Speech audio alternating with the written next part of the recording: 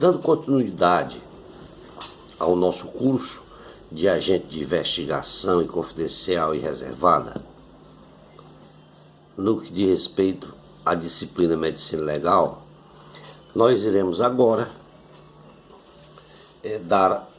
falar sobre a 7ª aula do curso de medicina, da disciplina de Medicina Legal, quanto à psiquiatria e psicologia forense.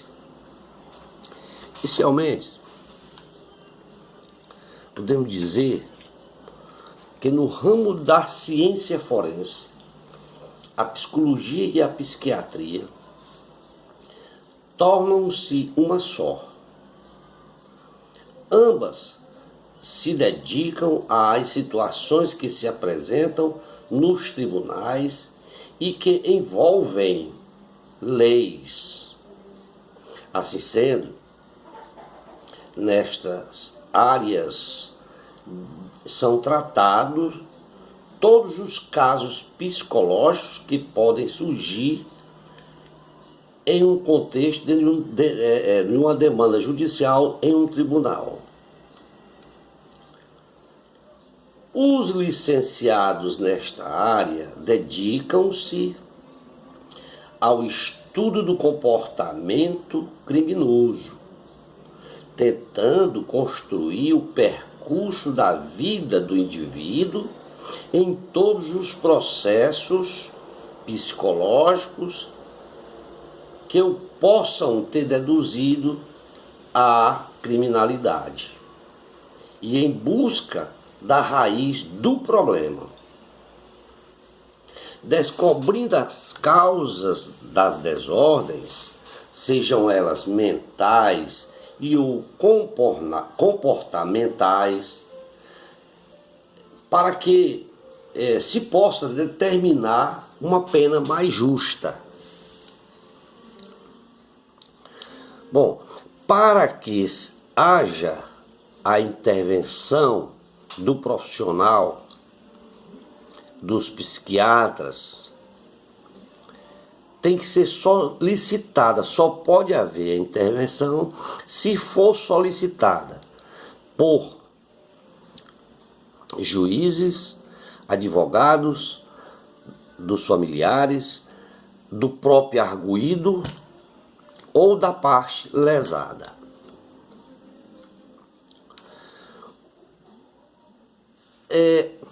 Dito isso, quando o profissional psiquiatra vai atuar, ele atua de modo a avaliar a capacidade civil daquela pessoa, ou seja, a capacidade que aquela pessoa tem de gerir bens e tomar decisões referentes a si mesmo. Dentre estas situações, nós podemos citar, por exemplo, a capacidade de executar a função parental em caso de divórcio, o nível de perturbação na sequência de acidente de trabalho, acidente rodoviário ou outro, a responsabilidade civil, isto é, a capacidade de conhecer e avaliar a natureza e as consequências de um comportamento, permitindo a decidir a imputabilidade ou a ausência dela, e a inimputabilidade. A palavra-chave para o psiquiatra dar término ao seu trabalho é a imputabilidade. Normalmente, o profissional trabalha com a inimputabilidade. O que vem a traduzir isto aí, ele traduz a incapacidade para o momento do delito, em que o criminoso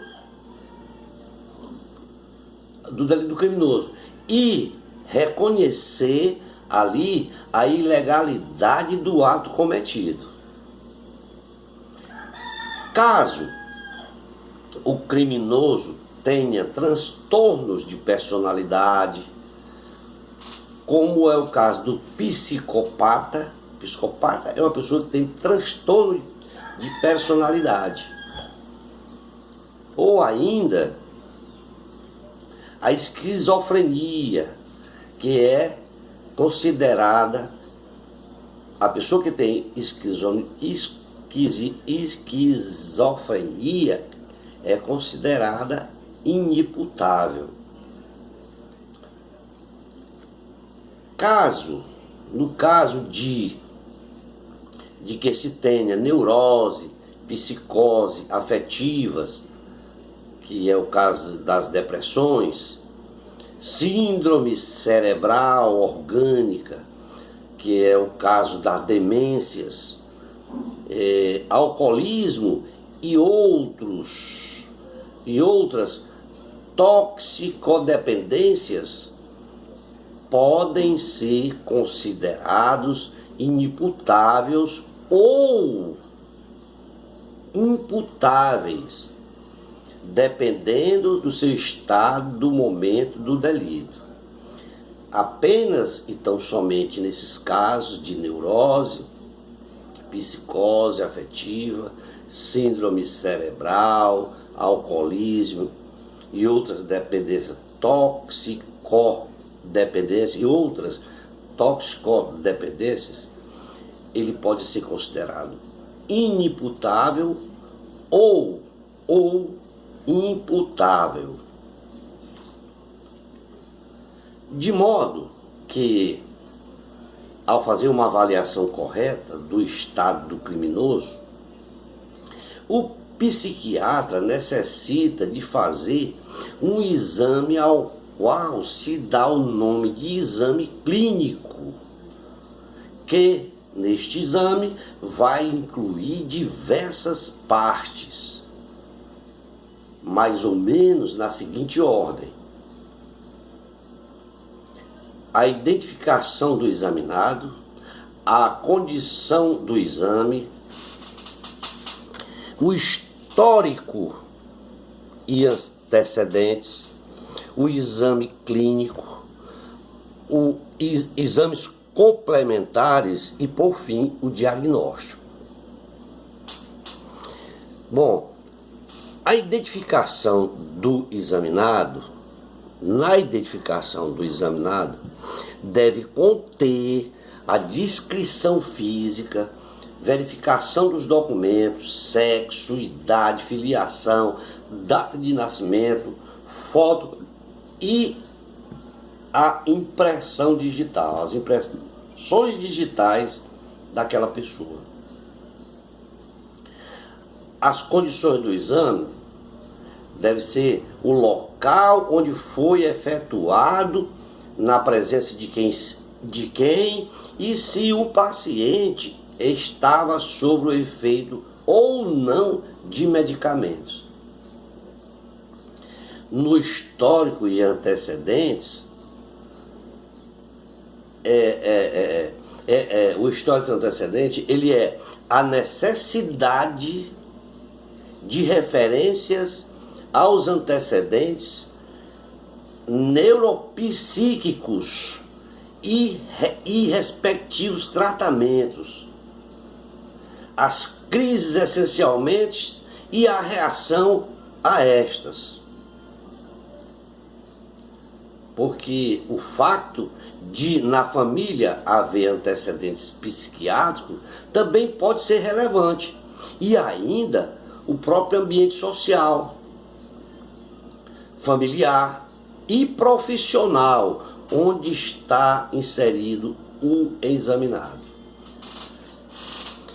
O exame clínico, do qual faz parte o exame físico e mental, é baseado na entrevista e nos dados do exame. O último, que é o diagnóstico, é onde o perito médico não pode fazer juízo de valor, mas apenas cingir aos fatos. Ele tem que se atentar e atender apenas aos fatos colhidos. Bom, a lei, existe uma lei que determina e dispõe sobre todas essas proteções e direitos. É a lei número 10.216 de abril de 2001. Esta lei dispõe sobre a proteção e os direitos das pessoas portadoras de transtornos mentais e redireciona o modelo de assistência em saúde mental. Para que haja a possibilidade da aplicação desta lei, existem uns requisitos. Primeiro, são 4 tópicos. O primeiro tópico é a polícia científica, a vitimologia, o a infortunística e a química forense. A polícia científica é aquela que atua na investigação criminal. A vitimologia é aquela que estuda a participação da vítima nos crimes. A infortunística é o estudo das circunstâncias que afetam o trabalho, tais como seus acidentes, doenças profissionais e etc.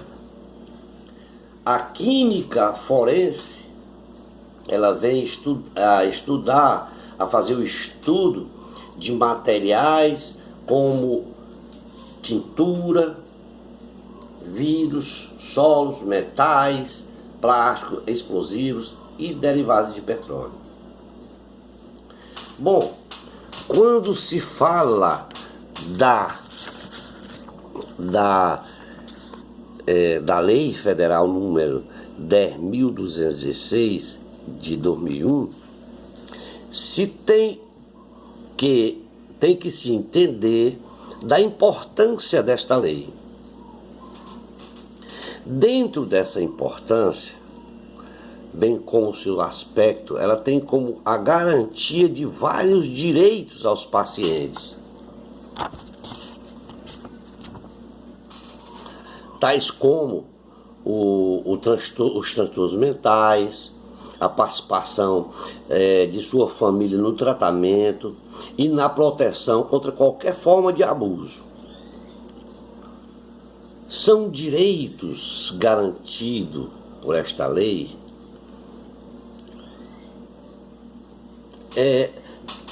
tendo como exceto, todos esses direitos são garantidos pela essa lei. No entanto, tem uma exceção. A exceção é que o doente mental não ter acesso a um melhor tratamento do sistema de saúde consentâneos às suas necessidades e o de receber o maior número de informações a respeito de sua doença e de seu tratamento. Dentro dessa lei, existem 3 tipos de internação psiquiátrica: a voluntária, a involuntária e a compulsória. A voluntária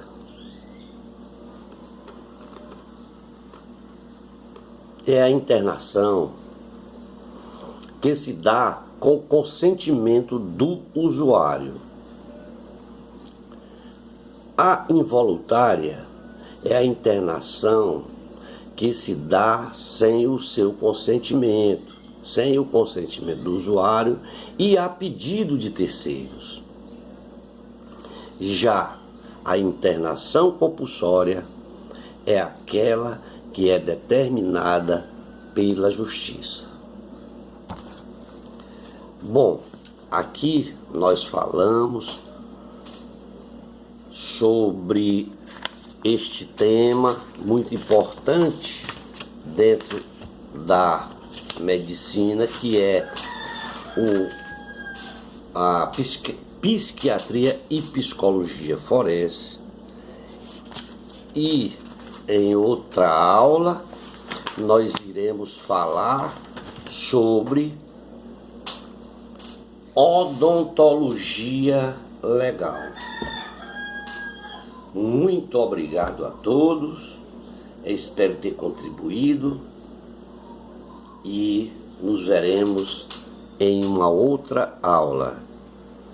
Eu gostaria de pedir a todos que assistirem essas videoaulas, que se inscrevam no canal para quando for postado, irem sendo postadas as aulas, vocês serem avisados das novas aulas que estão sendo colocadas no YouTube. E também clicando naquele sininho, né? Também se inscrevam, certo? Se inscrevam para que o YouTube possa lhe informar das novidades que se vem lançando. Muito obrigado a todos e que tenham bom estudo.